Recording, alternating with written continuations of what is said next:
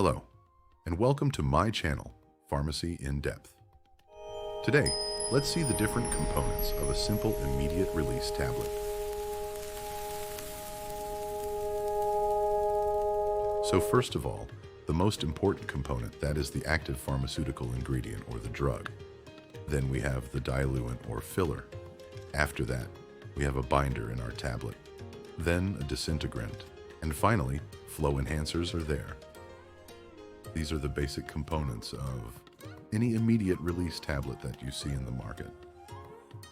Now let's understand the functions of each component. First, the API, which has a pharmacological action. That means it helps to treat your disease. Then we have diluents. They increase the bulk or volume of the tablet when the drug is present in a small quantity.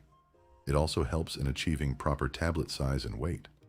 For example, microcrystalline cellulose, lactose, etc. Then we have binders.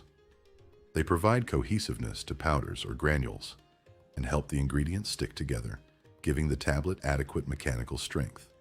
For example, povidone, gelatin, etc. Then we have disintegrants. They help the tablet break apart into smaller particles after administration, facilitating drug dissolution and absorption. For example, proscarmellose sodium, sodium starch glycolate, etc. Finally, we have flow enhancers.